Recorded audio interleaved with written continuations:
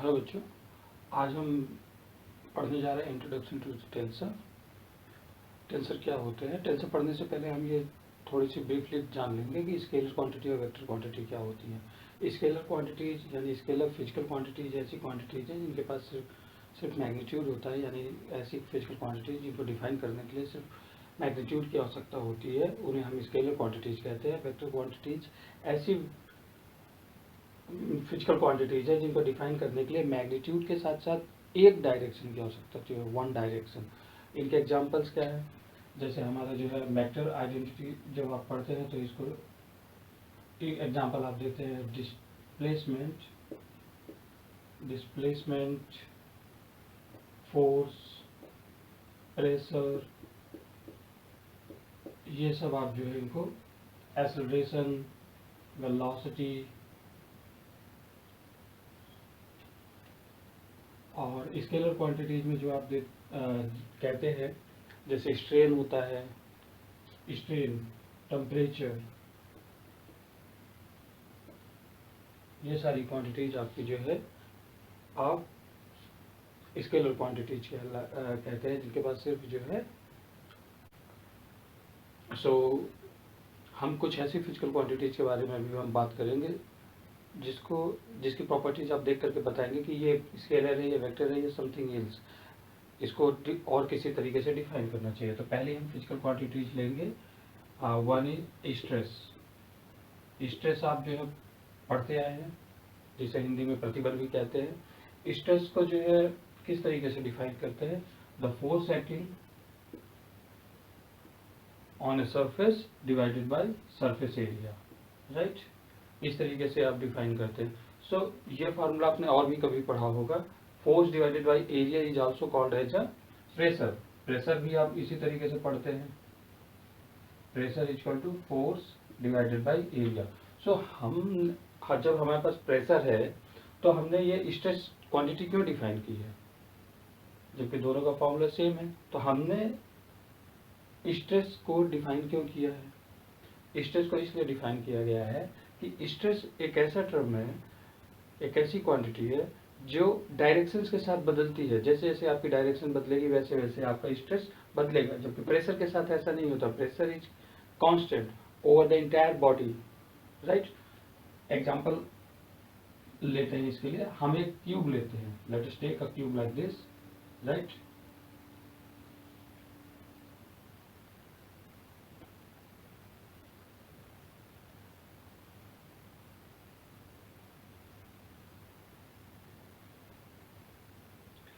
ये हमारा एक क्यूब हमने लिया है और इस क्यूब से हम इस क्यूब से देखेंगे कि किस तरीके से हमारा इसमें जो प्रेशर या स्ट्रेस, इन दोनों की वैल्यू जो है बदल रही है, राइट? तो हम इसको x1 axis, x2 axis and this is what we call x3 axis. यहाँ पे हमने x y z की जगह x1 x2 x3 लिया है क्योंकि ये 3 डायमेंशन से की जगह जो है 3 डायमेंशन से ज़्यादा डायमेंशनल स्पेस में भी बात हम कर सकते हैं। तो वहाँ पे x y z तो हम नहीं रख सकते क्योंकि z के बाद क्या रखेंगे, इसीलिए x1 x2 x3। अगर हमारा ये n डायमेंशन है तो x1 x2 x3 x4 xn भी हम कंसीडर कर सकते हैं। इसके बाद जो है आप ये बताइए कि जब ये जो ऊपर की जो सरफेस है A B C D,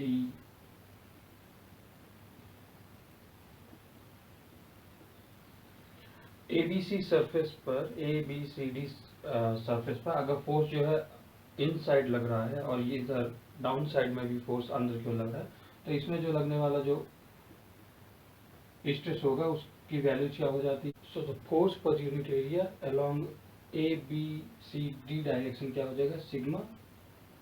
the force क्या है? फोर्स F3 डायरेक्शन में है और ये सरफेस क्या है? A3 डायरेक्शन में है, तो दिस इज 3, राइट? इसी तरीके से जो फोर्स इस सरफेस पर एक्ट करेगा उसको हम क्या लिख रहे हैं? Sigma. Force is acting on along the this direction, along x-axis, right? So this is 2, and in the same way, the force acting on this face is sigma 1. Right. तो from this particular figure आप जो है क्या लिख सकते हैं, sigma 1 क्या हो जाएगा, force along x-axis, x1 axis divided by area along A1, and similarly F2 divided by A2, and sigma 3 is equals to F3 divided by A3, where A1, A2, A3 are respective surface area, right। अब आप यहाँ से देख सकते हैं कि जो pressure की वैल्यू है, प्रेशर क्या होगा, प्रेशर इस पूरे सरफेस के ऊपर कांस्टेंट होगा, ठीक है। ये चारों सरफेस पर प्रेशर कांस्टेंट होगा, लेकिन हमारा जो स्ट्रेस है, stress each and individual faces पर अलग अलग होता है। सिग्मा 1 की वैल्यू अलग है, सिग्मा 1 2 की वैल्यू अलग है, सिग्मा 3 की वैल्यू अलग है। इसी तरीके से आप जो है निकाल सकते हैं सिग्मा 2। देखिए इसे देखिए, ये वाली फेस पर अगर आप यहाँ पर निकालेंगे, राइट, अलोंग दिस फेस, तो ये फेस हो गई आपकी सिग्मा थर्ड फेस है, third phase sigma 3, but the force is along 2 direction, x2 direction sigma 2। इसी तरीके से इस वाली फेस पर आप निकालेंगे, right, this face A B F E, तो this becomes sigma, force is acting along second direction, and this is the face along first direction 1 2। इसी तरीके से यहाँ से भी आप निकाल सकते हैं, this becomes face is third phase, so this is third, but the force is along 1 here too, इसमें भी आप निकाल सकते हैं, this is sigma, and this is second phase, but the force is along first direction, इस वाली face पर भी आप निकाल सकते हैं sigma, this is first phase and the force is acting along third, तो 1 3, and here इसके along जो आएगा, this is called as a sigma second phase along 1। इस तरीके से आप इसके सारे 9 कंपोनेंट्स निकाल सकते हैं, सिग्मा 1 3, सिग्मा 2 1, सिग्मा 1 2, सारे ये कंपोनेंट्स आप निकाल सकते हैं, right. So this is little, this is sigma. तो हम अब यहाँ से कह सकते हैं कि जो है हमारा जो है स्ट्रेस टेंसर, स्ट्रेस का जो फॉर्म है उसको हम लिख सकते हैं sigma 1 1, sigma 1 2, sigma 1 3, sigma 2 1, sigma 2 2, sigma 2 3, sigma 3 3, 3 1, sigma 3 2, sigma 3 3, right. अब आपको ये क्लियर हो गया होगा, कुछ ऐसी क्वांटिटीज भी हैं जिनका जो वैल्यूज है वो अलग अलग डायरेक्शन में अलग अलग होता है, और ऐसी कोई भी जो क्वांटिटीज होगी वो हमारी क्या हो जाएगी, वो ना तो स्केलर रह जाती ना ही वेक्टर है। This is a bigger quantity than a vector, और इसीलिए इसको हम डिफाइन करते हैं एज ए टेंसर, ठीक है। सो टेंसर की डेफिनेशन आप क्या लिख सकते हैं, what is the definition of tensor. Abstract form में अगर आप लिखना चाहें तो अलग डेफिनेशन आएगी, और अगर फिजिकल फॉर्म में लिखेंगे तो अलग आएगी। Tensor is a physical quantity that has some magnitude, ठीक है, magnitude plus more than 2 directions, more than 2 directions, right बेटा, okay.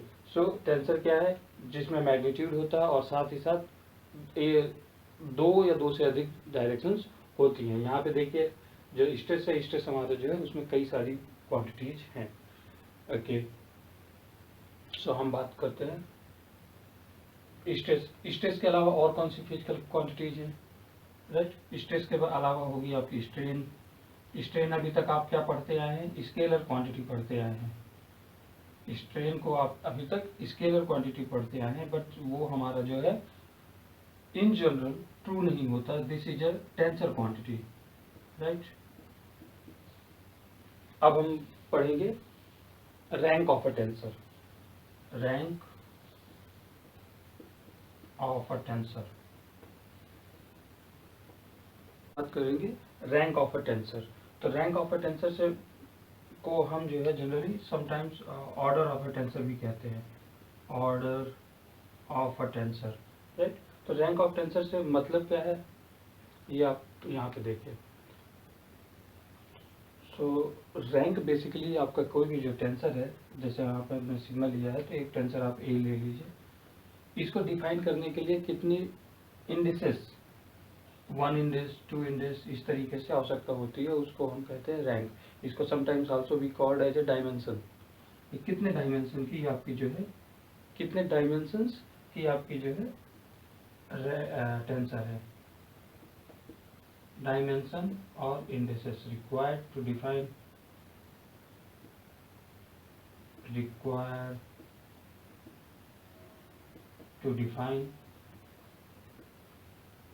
Tensor.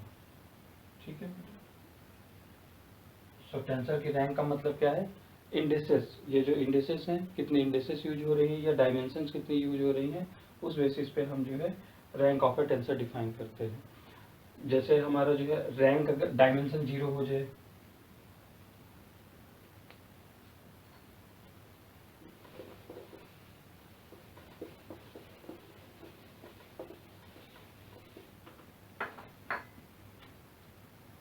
Rank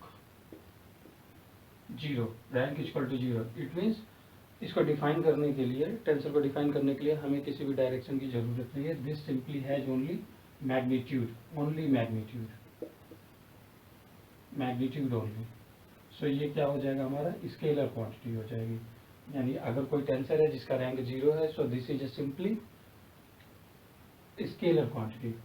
if you have a rank 1, rank equal to 1, यानी 1 direction होगी, इसके पास क्या होगा, magnitude plus 1 direction. So this is called as a vector quantity, right. अगर 3 dimensional space यानी X Y Z में बात करेंगे तो वेक्टर क्वांटिटी को डिफाइन करने के लिए 3 बेसिस की आवश्यकता होती है, आई जे के, राइट। रैंक 2, इन सभी के एग्जांपल्स आपको पता है, एग्जाम्पल्स इन सबको पहले भी बता चुके हैं। रैंक 2 का मतलब क्या है, magnitude plus 2 direction,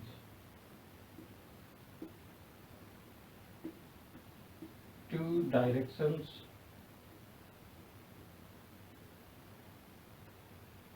sometime dimensions.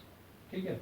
2 indexes की आवश्यकता होती है। जैसे अभी हमने स्ट्रेस की बात की थी, स्ट्रेस को डिफाइन करने के लिए हमें 2 इंडेक्सेस की आवश्यकता पड़ी थी, sigma I and J, right. यहाँ पे देखिए आई जे की value, I is running from 1 to 3, sigma 1 3, sigma 1 1, sigma 2 2। तो यहाँ पे हमें एक मैट्रिक्स मिल रही है, यहाँ पे हमें एक कॉलम वेक्टर मिलता है। Here we are getting a column vector, right. Vector को डिफाइन करने के लिए मात्र एक कॉलम की आवश्यकता होती है या एक रो वेक्टर की आवश्यकता होती है। यहाँ पे हमें डिफाइन करने के लिए एक मैट्रिक्स की आवश्यकता होती है। 2 dimensional matrix is required here. ठीक है, 2 डायमेंशनल मैट्रिक्स। स्ट्रेस एग्जांपल्स इसके और भी है, मैंने दिए भी है पहले। स्ट्रेस हो गया, स्ट्रेन हो गया, एंड ससेप्टिबिलिटी हो गई, परमिटिविटी हो गई, ये सारी आपकी रैंक 2 टेंसर्स हैं। रैंक 3 मैग्नीट्यूड के साथ आपको क्या चाहिए, what do you need, 3 dimension, magnitude along with 3 directions. ये डायरेक्शंस या डायमेंशन आप कहिए। Piezo electricity example, piezo electricity. Piezo electricity को डिफाइन करने के लिए आपको क्या चाहिए, 3 इंडेक्सेस की आवश्यकता होगी। इसको अगर ए से डिफाइन करें, आई जे के, 3 इंडेक्सेस की आवश्यकता होगी, 3 डायमेंशनल मैट्रिक्स होगी। यहाँ तो है ही, साथ में जेड डायरेक्शन में भी इसके कुछ कंपोनेंट्स होंगे। Then next comes to rank 4। Rank 4 tensors. Rank 4 में क्या होता है, magnitude plus 4 direction, magnitude plus 4 directions. ठीक है। Example, elasticity. इलास्टिसिटी को डिफाइन करने के लिए हमें क्या चाहिए, 4 टाइप्स ऑफ इंडेक्सेस चाहिए। Example, elasticity modulus of Young's modulus of elasticity आप इस तरीके से डिफाइन करते हैं। S is equal to stress IJ divided by strain. Strain आप जो है डेल्टा से डिफाइन कर दीजिए, डेल्टा KL, राइट। तो ये जो हो जाता है इलास्टिसिटी वो IJKL। सो S को डिफाइन करने के लिए हमारे पास क्या हो गए, 4 इंडिसेस की रिक्वायर्ड है, दैट इज वाई इलास्टिसिटी क्या है, रैंक 4 टेंसर है। All these has been taken from university of Nevada, Las Vegas. Okay, so